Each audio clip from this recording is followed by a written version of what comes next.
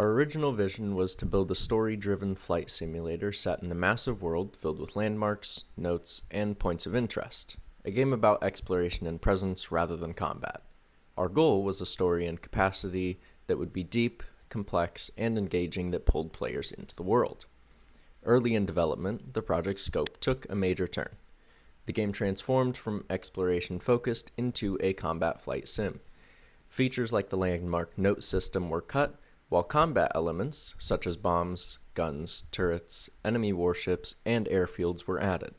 The pillars of immersion and engagement remained, but the gameplay evolved from passive and cinematic into something strategic and dramatic. As a result, we redesigned core systems so that players now evade enemy fire and exploit weaknesses in turrets.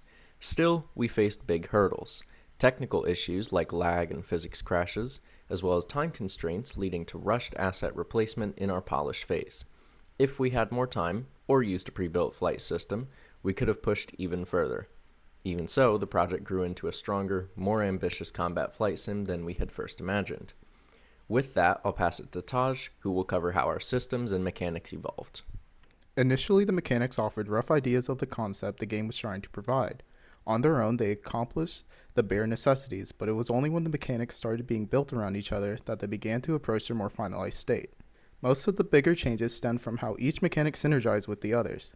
Loadout selections required enough variation between ammo and bomb types to give the player the feeling that their choices mattered and, more importantly, affected how they played the game. A huge limitation was asset density. Too many turrets and flight cannons in one place disrupted the plane's flight. To tackle this, they needed to be spaced out more carefully and couldn't overcrowd an area. There are also a few mechanics that ended up being removed from the project. A note system was originally planned, but it was scrapped to focus on other mechanics. Features like individual plane parts having their own health, or landing gear and adjustable flaps, fell outside the current scope. We needed to keep enemy placements light, but we couldn't remove them entirely or the game would lose engagement. Without landing gear, we relied on cutscenes instead of letting the player land the planes themselves. Now, I will pass it on to Damari to discuss some of our level design changes. Within our game, we had numerous references for each of our levels that resembled the Hawaiian and Fijian tropical islands.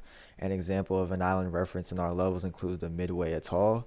For our design, we wanted to create realistic tropical islands that contained unique landscapes with foliage and structures that resemble World War II, such as watchtowers, pillboxes, airfield hangars, and armory tents.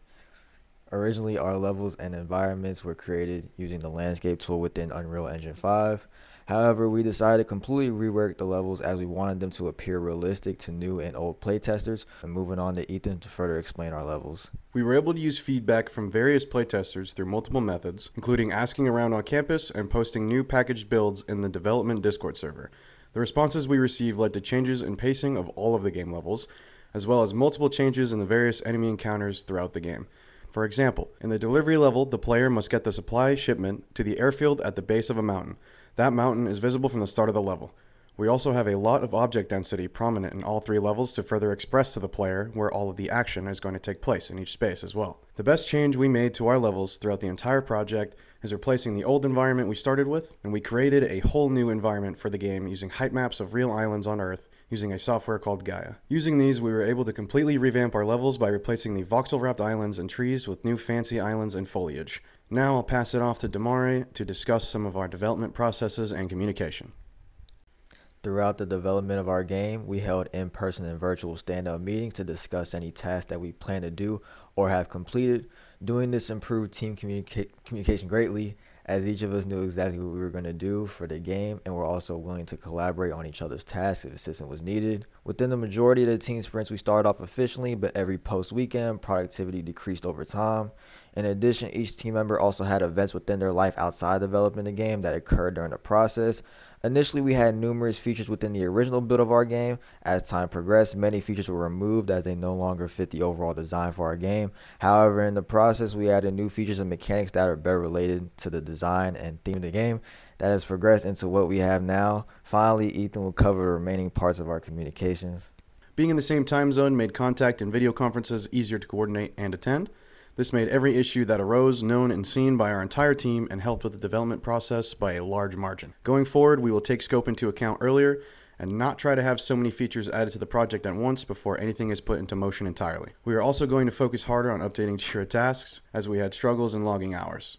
and we will further expand our knowledge and skills so that we may become even greater and even more efficient designers. From everyone at Team Landing, thank you for your continued support and enjoy the game. Dance or die.